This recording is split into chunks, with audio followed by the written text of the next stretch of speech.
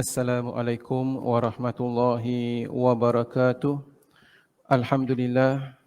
Alhamdulillahilladzi hadana li hadza wa ma kunna linahtadiya laula an hadana Allah.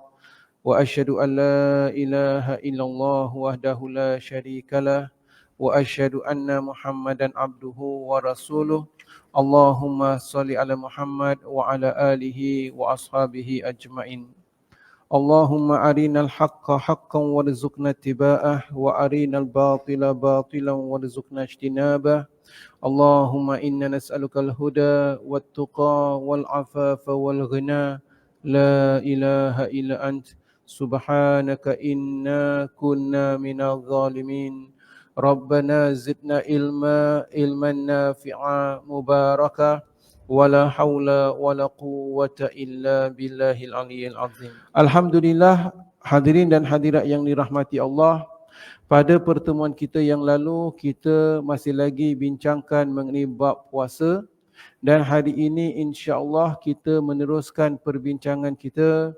Dan perbincangan kita pada hari ini adalah kita meneruskan dari muka surat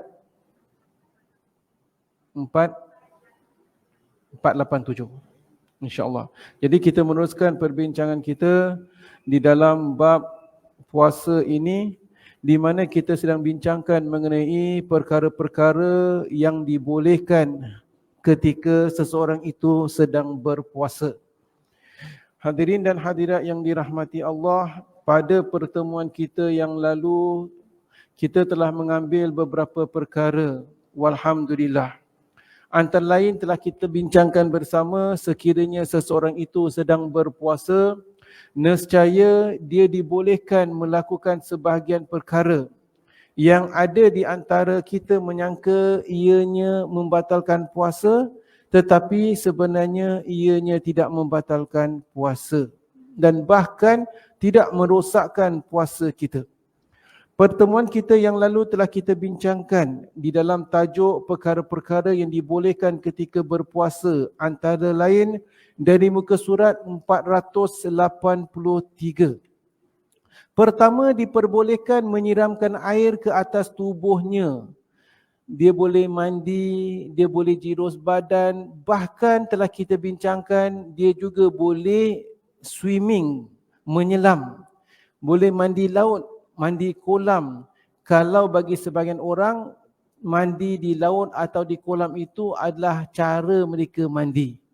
Kita mandi di toilet, pakai shower. Ada sebahagian orang kampung, mandi mereka adalah di kolam atau di sungai. Maka mandi sedemikian tidak membatalkan. Telah kita bincangkan perkara tersebut, walhamdulillah. Jadi setakat mandi tidak membatalkan, cuma apa yang tak boleh adalah kita minum air ketika mandi. Diperbolehkan juga memakai celak dan menitiskan obat dan sebagainya ke dalam mata kita. Telah kita bincangkan perkara tersebut. Diperbolehkan bagi seseorang yang sedang berpuasa berkucup, mengucup isterinya. Diperbolehkan dan tidak membatalkan puasa selagi mana kucupan itu bukanlah kucupan yang memberangsangkan, bukanlah kucupan yang penuh dengan syahwat. Bahkan dalam perkara tersebut telah kita bincangkan, salah satu sunnah yang selama ini ramai orang mengabaikan adalah mengucup antara suami isteri. Jadi apabila keluar rumah kita digalakkan mengucup, suami mengucup isteri, isteri mengucup suami di pipi, di dahi dan sebagainya. Ianya semua adalah perkara-perkara yang digalakkan walau ketika seseorang itu sedang berpuasa. Nokta yang kelima yang telah kita bincangkan pada pertemuan kita yang lalu, walhamdulillah, adalah berbekam. Seseorang yang sedang berpuasa dibolehkan menerima rawatan. Antara rawatan yang boleh diterimanya adalah dengan berbekam. Sama ada dengan berbekam atau apa juga treatment yang perlu dilaluinya. Ya. Apa saja treatment yang perlu dilalui, sama ada ketika musim COVID dia perlu menjalani art test ataupun perlu cek sama ada COVID ke tidak. dengan memasukkan alat-alat tertentu ke dalam hidungnya, walau sampai ke dalam, atau memasukkan sesuatu ke dalam mulutnya. Kalau ada alat sesuatu tu, alat itu dimasukkan sama ada di atas lidahnya atau di bawah lidahnya. Maaf kata kalau sampai perlu sampai anak tekak sekalipun, walau sampai melepasi ni anak tekak, melepasi anak tekak, tidak membatalkan. Kerana apa? Pada pertemuan kita yang lalu telah kita bincangkan dengan panjang lebar dalam masalah tersebut. Banyak silap faham adalah sebahagian jemaah menyangka bahawasanya antara perkara yang membatalkan puasa adalah semata-mata memasukkan sesuatu ke dalam rongga yang terbuka.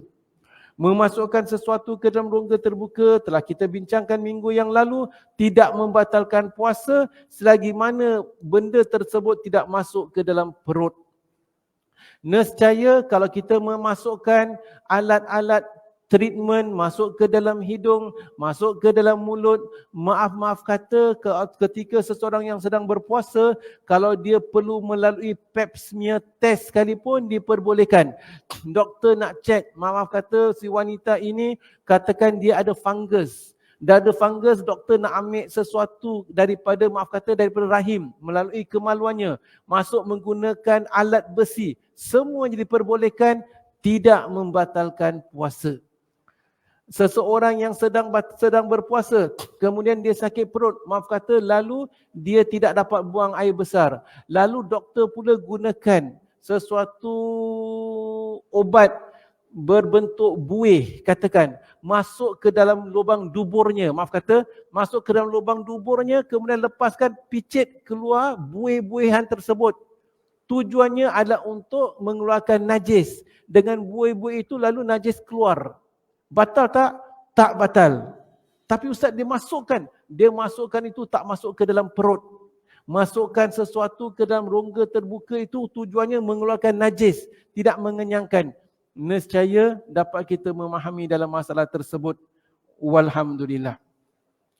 Diperbolehkan bagi seseorang itu berbekam atau treatment. Seperti mana yang telah kita bincangkan juga.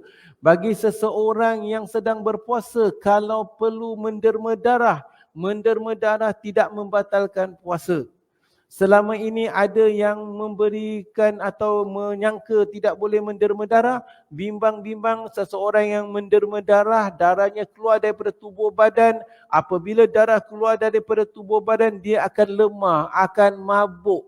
Bab itu yang mungkin boleh menjejas puasanya. Kalau dia mabuk, dia pitam, kerana darah dah keluar, dia dikira orang sakit. Nescaya ini sakit yang dicari. Derma darah tak semestinya berderma darah sekarang, tapi derma darah waktu malam pun boleh istilahnya. Jadi memandangkan demikian, elakkan daripada derma darah sebelah siang.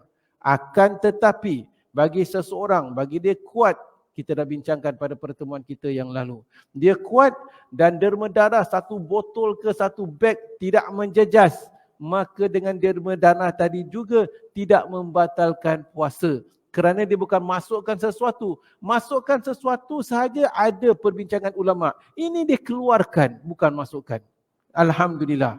Demikian hadirin dan hadirat yang dirahmati Allah, perkara-perkara yang telah kita kupaskan pada pertemuan kita yang lalu. Hari ini kita meneruskan perbincangan di muka surat 487.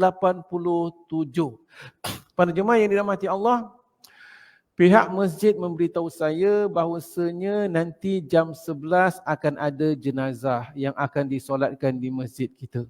Ya. Jadi kita akan meneruskan pengajian kita. Nanti kalau jenazah dah tiba, dah ramai jemaah daripada keluarga almarhum katakan, jadi kita akan stop.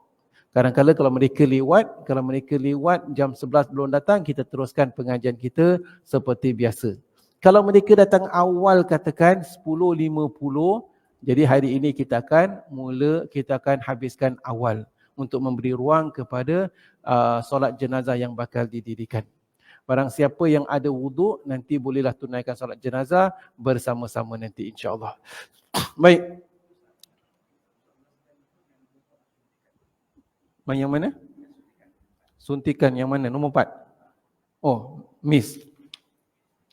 Baik, perkara yang telah kita bincangkan juga adalah suntikan. Suntikan ini injection. Kita mengetahui bahawasanya sekiranya seseorang yang sedang sakit, kalau dia perlu rawatan dan rawatan tersebut dia injection melalui apa juga anggota tubuh badan. Jadi perbincangan kita pada pertemuan kita yang lalu adalah memasukkan sesuatu ke dalam perut melalui rongga yang terbuka. Rongga terbuka adalah mulut, hidung, telinga, kubul, dubur, openings. Openings ni yang kita tak boleh masukkan sesuatu yang masuknya terus ke dalam perut. Kalau masuk ke dalam perut mengenyangkan atau masukkan sesuatu ke dalam perut, nescaya dia itu membatalkan puasa. Akan tetapi kalau dia itu perlu suntikan, apa juga suntikan, walau suntikan ketika COVID, apa namanya suntikan tu? Vaksin. Kalau dia kena vaksin, tidak membatalkan. Kenapa? Suntikan tersebut bukan melalui rongga yang terbuka, maka diperbolehkan. Vaksin ke, penyakit ke, apa saja suntikan, dia sakit ceret-beret, semua diperbolehkan. Cuma ulama membincangkan suntikan itu kalau suntikan berbentuk makanan. Seperti mana yang telah kita bincangkan pada pertemuan kita yang lalu, seorang yang berada di hospital, kadang-kala dia tak lalu makan, dia tak makan, tak minum 3-4 hari, badannya lemah, maka doktor masukkan drip melalui urat-uratnya. Drip ini melalui urat. Urat ini bukanlah rongga yang terbuka masuk ke dalam perut, tetapi tujuannya adalah pemakanan. Memandangkan tujuannya pemakanan untuk memberikan dia kekuatan dan kekuatan berbentuk makanan drip itu, maka sebagian ulama mengatakan drip sedemikian dikira membatalkan puasa kerana suntikan itu berbentuk pemakanan. Jadi kalau suntikan bukan berbentuk pemakanan, kita injek di tangan atau di belakang kita, ianya diperbolehkan. Jadi kita mengetahui perkara-perkara yang diperbolehkan dan perkara-perkara yang tak diperbolehkan. Kalau sekiranya suntikan berbentuk makanan diperbolehkan, akan ada satu bisnes nanti, ada orang buka satu kedai, apabila orang yang berpuasa tu duduk kat situ, charge. Charge, self-charging. Terus kenyang, alhamdulillah. Tak makan, tak masuk mulut. Jadi memandangkan itu adalah berbentuk pemakanan, nescaya apa juga bentuk pemakanan tidak diperbolehkan. Baik, nokta ketujuh. Diperbolehkan menelan sesuatu yang tidak mungkin dapat dielakkan. Seperti maaf kata menelan air ludah, termakan debu jalanan, sisa-sisa tepung, selsema dan lain-lain lagi. Ibnu Abbas berkata seseorang yang diperbolehkan mencicipi makanan bagi mengenal pasti sama ada masam atau tidak, atau sesuatu barangan yang hendak dibeli terlebih dahulu. Baik para jemaah yang dirahmati Allah. Perbincangan kita di sini adalah kalau kita menelan sesuatu, adakah ianya membatalkan puasa? Kita telah bincangkan pada pertemuan kita yang lalu. Allah Subhanahu Wa Taala ciptakan di dalam diri kita, di dalam mulut kita ini ada air liur. Air liur yang berbentuk lubricant. Masya Allah, tabarakallah, subhanallah. Maha suci Allah yang menciptakan makhluk-makhluknya sebaik-baik ciptaan. Tanpa kita perlu apa-apa pun, akan ada saja basahan di mulut kita. Jadi basahan ini basahan yang memang ada di dalam mulut kita. Nescaya basahan tersebut yang sememangnya dalam mulut kita, kita diperbolehkan menelannya. Tak perlu kita sekejap-sekejap ludah, pasal kita bimbang menelannya. Diperbolehkan menelannya kerana benda itu dah memang berada yang di dalam mulut. Yang tak boleh adalah kalau ianya dari luar. Kalau sesuatu yang dari luar, kita masuk ke dalam mulut, kita telan, batal. Apa juga yang berada di dalam, dan memang di dalam dia belum keluar, diperbolehkan. Kecuali, for the sake of discussion, air liur tersebut, seperti mana kita katakan, dia berada di dalam, kita telan, tak batal. Kecuali kalau kita yang dalam tu kita keluarkan. Dah keluar dah. Ni air liur kita. Lalu kita masuk, batal. Pasal dah keluar dah. Kita memasukkan sesuatu ke dalam mulut kita, telan, batal. Kalau dia dah memang berada di dalam, tak batal. Ada orang bertanya, Ustaz, kalau ada orang tu kumpul, air liur kumpul banyak-banyak, lalu dia telan, batal tak? Gelilah. Awak geli, dia tak geli? For the sake of discussion. Persoalannya ni kita pertimbangkan. Kita kalau faham kaedahnya, air liur tu berada di dalam. Betul kan? Dia kumpul lalu dia telan, batal tak? Memandangkan dia berada di dalam, tak batal. Yang batal kalau dia keluarkan, lalu masukkan. On that note, kalau sekiranya, maaf kata, seseorang itu kadang-kadang yang sedang sakit, kadang-kadang dia ada kahak. Okay. Ada kahak, Ustaz. Saya telan kahak saya, batal tak? Perbincangannya, kahak tu daripada mana? Dah berada di dalam. Di dalam, dia kalau telan, batal ke tidak? Jawapannya tidak batal. Sebaiknya dia keluarkan kerana dia tu penyakit. Keluarkan bukan ludah sebarang lah. Keluarkan, buang. Jadi kita faham. Begitu juga katakan, seseorang itu dia selsema. Dia selsema, ada hingus. Ada hingus, kadang-kala ada sebagian orang dia telan hingus dia. Perbincangan, batal ke tidak? Di sini perbincangan kita lihat. Hingus tu berada di mana? Berada di dalam hidung. Di dalam hidung ini ada saluran ke dalam tekak. Ada saluran ke dalam tekak, dari hidung masuk tekak, terus telan. Batal ke tidak? Jawapannya tidak batal. Kerana dia tak keluarkan. Cuma dari segi kotor, dari segi kebersihan, itu bab yang lain. Sebaiknya dia buang hingus tersebut. Tetapi kadang-kala orang yang sedang sakit tu nak buang pun kadang-kala tertelan. Batal tak? Tak batal. Tak ada orang pun nak kenyang makan hingus. Tak ada, insyaAllah. Makan hingus pun tak mengenyangkan, meloyakan lagi ada. Tu asal kata telan, dengar saja dah loya dah. Betul. Jadi itu perbincangan. Kita nak tahu hukum pasal apa? Sekarang mungkin kita ketawa. Tetapi tiba masanya nanti, tu asal kata orang lain, kita ni juga. Yang kalau tengah sakit ke, yang tengah yalah, ada kahak ke, ada begitu ke, kadang-kadang nak buang hingus, kadang-kadang 10 kali buang, dapat buang, 1 kali terlepas, tertelan, terasa kat situ. Batal tak? Tak batal. Kecuali hingus itu, kalau katakan kita, hingus tu meleleh keluar, terus masuk balik. Yang tak boleh kalau kita keluarkan, terus minum, tak boleh. Hingus dah keluar, dah meleleh, terus telan pula tu. Ini tak boleh. Pasal dah keluar. Kalau dah keluar, buang. Tengah solat, tengah rukuk meleleh macam gitu. Kalau tengah rukuk meleleh sedemikian, kalau kita kat rumah, satu cerita. Kalau kita kat masjid tak boleh. Masjid tempat awam, meleleh macam gitu. Ni sejadah ni, kapet masjid, masyarakat gunakan. Maka kita kena gunakan kebijaksanaan.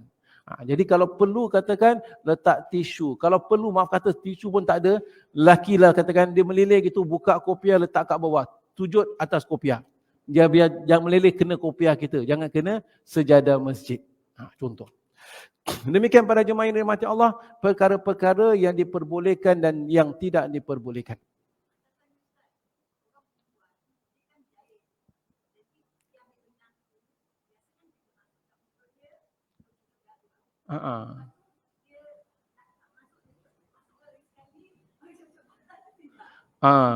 Soalannya begini. Ada orang perempuan, orang lelaki tak jahit lah ya. Okey. Orang perempuan ni zaman dululah. Ketika zaman dulu tu orang perempuan jahit, ketika nak masuk benang ni macam mana ni? Jadi dia masukkan, basahkan benang biar tegang sikitlah benang tersebut. Adakah batal? Kalau sekiranya dia masuk, dia gigit benang tu, dia telan benang tersebut, nescaya batal. Kalau benang tu dia tak telan, maka tidak batal. On that note, perbincangan kita seterusnya adalah seorang tukang masak. Sekiranya dia masak, lalu ketika dia masak, dia nak rasa makanan dia. Tawar ke, masam ke, masin ke. Kalau dia masak kat rumah, tak kisahlah. Ni semua secukup rasa, campak secukup rasa, dia yakin insya-Allah tak perlu nak rasa masak. Tapi sekarang ni ustaz, saya ni masak untuk majlis buka puasa bersama menteri besar, bersama yang di-Pertuan Negara, yang di-Pertuan Agong, besar-besar. Kalau masin tawar nanti masalah, boleh tak saya rasa? Perbincangan. Kita dah bincangkan bahawasanya sekiranya benda tu daripada dalam, tak ada masalah. Daripada luar ada masalah. Tapi benda ni daripada dalam ke daripada luar? Lauk ni, lemak cili padi ni masin ke tawar ke? Bismillah. Batal ke tidak? Jadi di sini kita dapat lihat, lepas kita rasa, kita buanglah. Maksudnya jangan kita rasa sedap pula rasanya. Tak boleh. Tapi ustaz, kita rasa tau. Memang rasa. Kerana apa? Para jemaah yang dirahmati Allah, Allah SWT ciptakan setiap anggota kita mempunyai sensation yang berbeza-beza. Tangan kita pegang tak ada apa-apa. Pegang rambut lagi tak rasa rambut. Rambut kalau kita cubit rambut tak sakit. Cubit tangan sakit. Jadi ada beza. Mata tujuannya untuk melihat. Telinga tujuannya untuk mendengar. Lidah tujuannya untuk merasa. Jadi kita dapat rasa manis, masam. Bukan semestinya kita makan. Kadang-kadang tak makan pun, kita rasa saja. Allah SWT ciptakan lidah kita ni sebagai satu alat QA yang automatik diciptakan. QA. Kita rasa, makanan ni dah basi kot. Rasa saja QA fail. Masin sangat, dia tak nak terima. Manis sangat, tawar. Ini subhanallah. Subhanallah, subhanallah. QA yang Allah Ta'ala quality apa QA? Quality control, QC. QA, quality officer lah. QC, ini QC, quality control dia. Dapat tahu masin, tawar, manis, baru kita nak makan. Kerana makanan dah basi, tak nak makan. Kita pun tak selera, contoh. Maka dengan demikian, kita nak masak untuk ribuan jemaah, diperbolehkan dan dimaafkan kalau perlu untuk kita rasa. Okey, ni saya rasa tawar sikit, letak garam sedikit, diperbolehkan. Kerana kita setakat gunakan quality control kita. Macam ni, cuba pasal awak nak minum, kejap, kita puasa, anak kita tak puasa, contoh, panas ni, tangan kita boleh rasa panas ke, sejuk ke, panas, contoh. Tangan setakat rasa, tapi tak apa rasa masin masam. Masin masam adalah lidah kita. Jadi setakat gunakan lidah itu, bagi mereka yang memerlukan ada keperluan, maka diperbolehkan.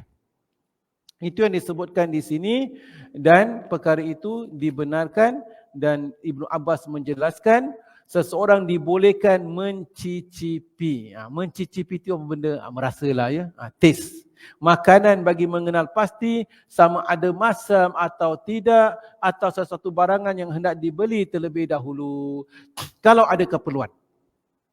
Al-Hasan biasa memamahkan kelapa untuk cucunya, padahal ketika itu dia sedang berpuasa dan Ibrahim menganggapnya sebagai satu keringanan.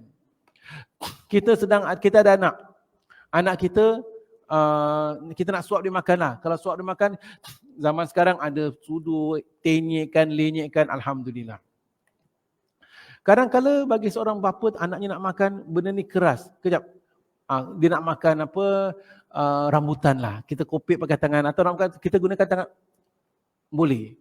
Atau kalau ada keperluan, kita kunyahkan, bantu untuk mengunyahkan, lalu suapkan, diperbolehkan. Jangan telan. Ya.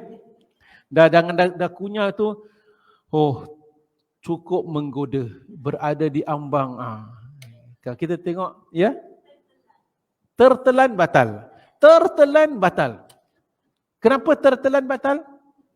Tapi kan dia kita tengok, yang ini, ada sebagian perkara yang kita terlupa, lalu kita termakan, tak batal. Tetapi satu perkara yang batal walaupun tertelan, terminum adalah kalau kita dah tahu kita puasa tetapi sengaja. Kita ni, kejap saya ni puasa. Kalau minum sengaja batal. Ustaz kata terminum, tertelan tak batal.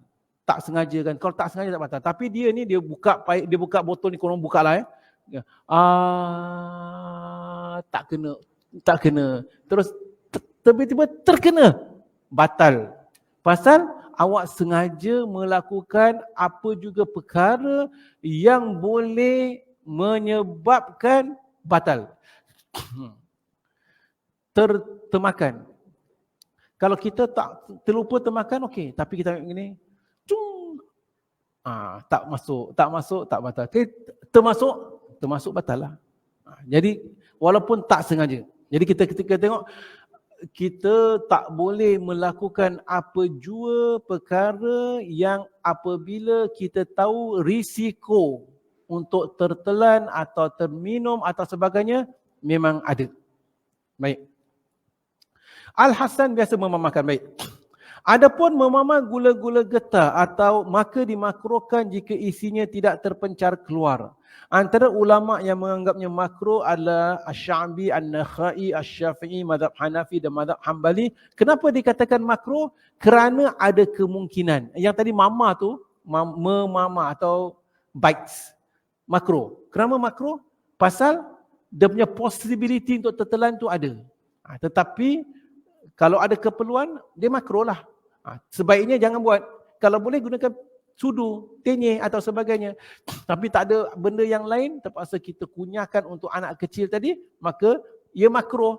Sebaiknya jangan buat. Tapi batal tak? Selagi mana tak telan, tak batal. Aisyah dan Atha menganggapnya sebagai rukhsah. Namun Aisyah dan Atha menganggapnya sebagai rukhsah tu adalah satu keringanan. Kerana dia tidak akan masuk ke dalam rongga perut, tak masuk ke dalam perut. Ia sama halnya dengan menaruh kerikil ke dalam mulutnya. Ini jika bahagian daripadanya tidak hancur. Sebaliknya jika hancur dan masuk ke dalam perut, maka puasanya menjadi batal. Jadi apa juga perkara kalau memang kita nak, memang kalau kita perlu gunakan gigit atau kopek atau apa saja, tidak membatalkan selagi mana tidak masuk ke dalam perut. Imam Ibn Taymiyah berkata, mencium wangi-wangian tidak dilarang bagi orang yang sedang berpuasa. Katanya lagi, adapun bercelak, bersuntik, menitiskan obat ke saluran kencing, mengobati orang yang sakit luka pada ubun-ubun dan rongga perut, maka masalah ini semua masih dipertikaikan oleh ulama. Ada antara mereka berpendapat tidak ada satu pun antaranya yang membatalkan puasanya.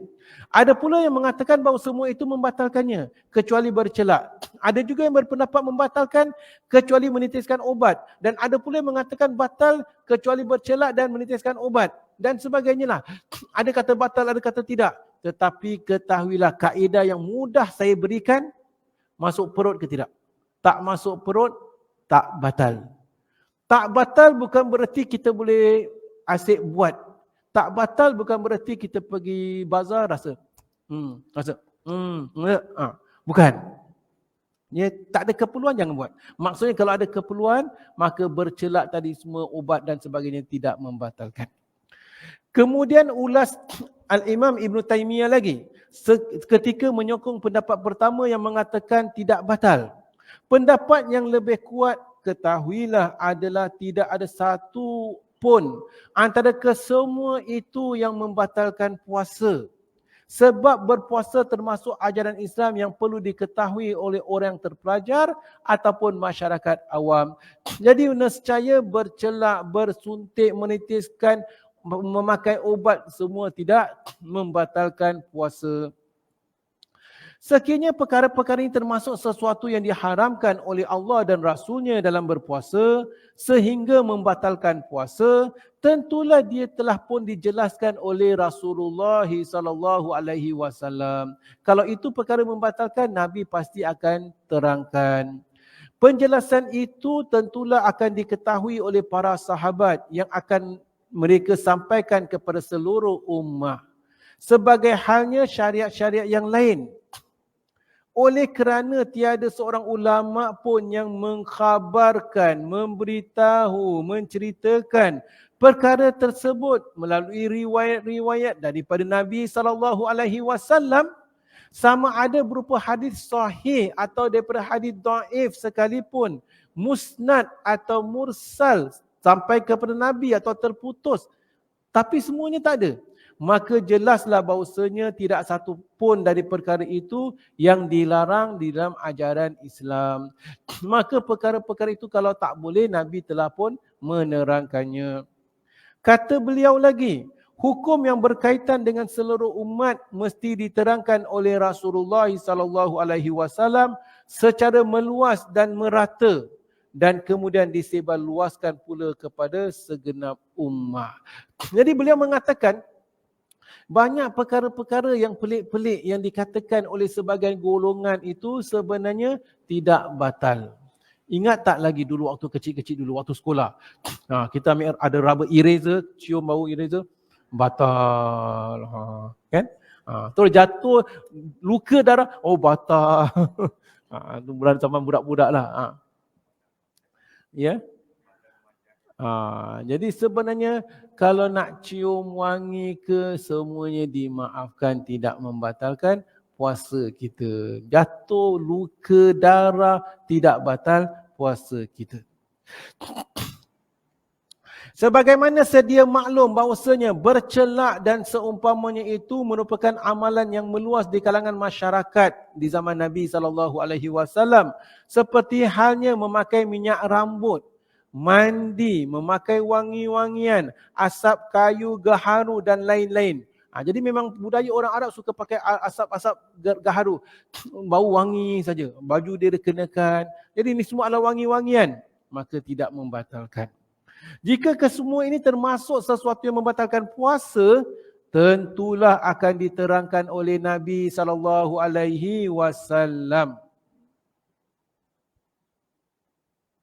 Sebagaimana beliau menerangkan perkara-perkara yang lain dalam masalah batal puasa. Jadi Nabi akan terangkan. Oleh kerana baginda tidak pernah membuat keterangan tersebut, tidak mengatakan ini batal dan sebagainya, maka jelaslah bahawasanya perkara-perkara yang kita katakan tadi semuanya itu termasuk dalam jenis wangi-wangian, minyak rambut, asap kayu gaharu, dan kadang-kala terhidup oleh hidung. Bau wangi itu masuk ke dalam hidung kita, bau itu masuk ke dalam otak yang menyegarkan tubuh. Namun demikian itu tidak membatalkan puasa. Orang yang sedang puasa dia pakai aromaterapi. Dia letak ada asap ke, letak air ke, tak lilin ke, bau very smoothing. Bau tak? Bau. Masuk ke dalam hidung, masuk ke dalam otak, memberangsangkan. Batal tak? Tidak membatalkan. Begitu juga minyak rambut. Ia diserap oleh tubuh sehingga masuk ke dalam urat-urat dan merangsang kekuatan fizikal. Masuk urat rambut sampai ke kepala rambut atau sebagainya. Demikian juga wangi-wangian boleh mendatangkan kesegaran dan tenaga baru. Oleh kerana tidak ada larangan berkaitan perkara ini bagi orang yang berpuasa, maka dia dibolehkan memakai wangi-wangian, menghidu asap kayu gaharu dan memakai minyak rambut. Kawasan kita tak ada bincangkan masalah minyak wangi rambut, tak ada yang pertikaikan lah. Tapi di sebahagian kawasan itu, memakai minyak rambut menjadi satu pertikaian. Batal ke tak pakai minyak rambut? Ada sebahagian kawasan, minyak wangi ni batal ke tidak? Pada zaman Nabi SAW pernah seorang daripada kaum muslimin terluka disebabkan berperang atau pada peristiwa yang lain, sehingga kadang-kala luka tersebut menembus ubun-ubun dan kadang-kala pula melukai bahagian perut. Ada yang luka kat kepala, ada yang luka kat perut, tubuh badan. Seandainya luka seumpama ini membatalkan puasa, tentulah Rasulullah SAW memberi penjelasan kepada mereka. Oleh kerana tidak ada larangan berkaitan masalah bagi orang yang berpuasa, maka nyatalah bahawasanya luka-luka sedemikian tidak batal puasa. Jadi kalau kita jalan terluka, terjatuh, darah keluar, tidak batal puasa. Kemudian ulas beliau lagi, sebenarnya bercelak sama sekali tidak mengenyangkan dan tidak ada orang mahu memasukkan celak ke dalam perutnya. Sebenarnya saya katakan, ada orang masukkan celak ke dalam perut? Tak ada. Ada orang masukkan yebat ke dalam perut? Tak ada. Jadi maka dengan demikian tidak ada satu orang pun memasukkan celak ke dalam perutnya, sama ada melalui hidung atau mulut. Demikian pula suntikan tidak mengenyangkan, sebaliknya dia dapat mengeluarkan cecair yang terdapat pada tubuh. Sama halnya dengan mencium alat pencahar atau terperanjat sehingga mengeluarkan cecair dari dalam tenggorokannya, dan suntikan tidak sampai masuk ke dalam perut dan sebagainya. Nescaya penggunaan obat-obatan yang sengaja dimasukkan ke dalam perut ketika mengubati luka yang tembus ke dalam tenggorokan atau mengubati luka yang tembus hingga ke dalam otak tidaklah sama dengan memakan makanan dengan sengaja. Perkara yang membatalkan puasa adalah makan dan minum dengan sengaja. Kalau masukkan obat ke dalam mata, itu bukan makan dan minum. Kalau masukkan yebat ke dalam telinga, itu bukan makan dan minum. Kalau masukkan alat-alat perubatan ke dalam rahim, ke dalam kemaluan kerana melalui penyakit, nak berobat, treatment, itu bukan makan dan minum dan sebagainya. Dalam perkara ini Allah Subhanahu wa taala berfirman, ya ayyuhallazina amanu kutiba alaikumus siyamu kama kutiba alal ladzina min qablikum la'allakum tattaqun. Wahai orang-orang yang beriman, telah diwajibkan ke atas kalian berpuasa seperti mana telah diwajibkan ke atas umat-umat yang terdahulu, moga-moga kamu bertakwa. Dalam hadis yang lain Rasulullah mengatakan as-saumu junnah, puasa merupakan benteng. Maksud benteng adalah wiqayah, adalah menahan. Benteng ianya adalah penahan diri daripada maksiat dan sebagainya. Baginda juga bersabda, inna syaitana yajri min bini adam majrad dam fadayyiku majariyahu bil jau'i was-saum. Sesungguhnya syaitan mengalir ke dalam tubuh manusia melalui urat-urat darah. Oleh demikian, persempitkanlah tempat-tempat laluannya tadi dengan cara berlapar dan berpuasa. Merasa lapar itu dapat mengawal nafsu. Orang yang kenyang, orang yang lapar berbeza. Lapar tu kadang-kadang lesu saja, tak apalah, awak pergilah. Saya rehat, contoh. Orang yang berpuasa dilarang makan dan minum kerana dia akan membawa kepada takwa. Jadi meninggalkan makan dan minum yang memperbanyakkan darah di mana syaitan biasa merasuk ke dalam tubuh manusia adalah terlahir daripada makanan. Bukan disebabkan adanya bersuntik, bercelak, menitiskan obat kepada kemaluan, masukkan sesuatu alat ke dalam kemaluan, dan bukan pula menjauhi obat-obatan yang biasa digunakan untuk menyembuhkan luka atau ubun-ubun atau pada perut dan sebagainya. Nescaya para jemaah yang dirahmati Allah, orang yang sakit kalau perlu letak krim diperbolehkan. Perlu letak liquid diperbolehkan. Lukanya perlu letak sesuatu, maka semuanya itu diperbolehkan. Yang terakhir, dua yang terakhir. Orang yang berpuasa dibolehkan berada dalam keadaan berjunub di waktu subuh. Hal ini pernah dinyatakan dalam hadis Aisyah radhiyallahu anha. Kita dah bincangkan. Jadi waktu subuh, kalau sekiranya dia berada dalam keadaan junub, dia belum sempat mandi, azan subuh 5.45, dia berada dalam keadaan junub, dia makan sahur, sebelum makan sahur berwuduklah. Kemudian lepas itu dia berada dalam keadaan junub, dia mandi hadas pukul 6 suku. Puasa 5.45 start, puasanya tetap sah. Kita dah bincangkan minggu lalu. Dan perkara yang terakhir, kaum perempuan berhaid atau bernifas, jika darah mereka terhenti di waktu malam, dibolehkan menangguhkan mandi sehingga waktu subuh, meskipun sudah memulakan puasa. Kemudian hendak mereka mandi untuk melakukan solat subuh. Sama juga keadaan orang yang berjunub. Dia berjunub di waktu malam. Kemudian dia belum mandi hadas besar, dia mandi hadas besar 6 suku. Sedangkan puasa bermula 5.45. Puasa bermula 5.45, dia mandi 6 suku. Diperbolehkan. Mandi pasal nak solat. Seorang yang haid atau nifas, waktu malam dah bersih dah. Dah bersih. Cuma dia belum mandi. Sebaiknya kalau dapat, mandilah sebelum subuh. Tetapi atas sebab-sebab tertentu, ingat masih keluar. Tengok nanti, dah pukul 5.30, betul-betul dah bersih bang. 5.45 dah bersih dah. 6 suku dah bersih betul-betul. Saya nak mandi sekarang. Untuk solat subuh. Tapi mandi 6 suku. Sedangkan puasa bermula 5.45. Diperbolehkan puasa pada hari tersebut. Dan perkara yang sebaliknya. Kalau sekiranya dia berpuasa seluruh hari. Azan maghrib pukul 7 malam. Jam 6.55 petang. Tengok ada kesan darah. Dia telah haid 6.55. Satu hari puasa. Memandangkan haid datang 5 minit sebelum azan maghrib. Nescaya puasa pada hari tersebut tak sah. Ganti pada hari yang lain. Alhamdulillah. Baik.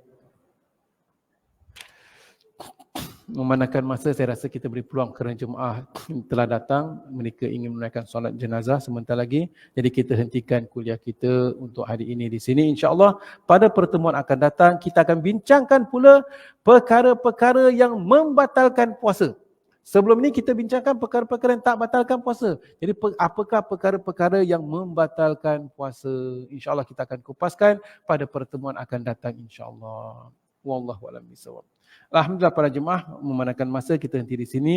Segala yang benar itu daripada Allah Subhanahu wa taala, segala silap dan salah atas kelemahan saya sendiri. Wallahu a'lam bishawab. Aqulu qawli hadza wa astaghfirullahal azim li wa lakum wa lisairil muslimin wal muslimat wal mu'minin wal mu'minat. Subhanakallahumma wa bihamdika asyhadu an la ilaha illa anta nastaghfiruka wa natubu ilaik. Wassalamu alaikum warahmatullahi wabarakatuh.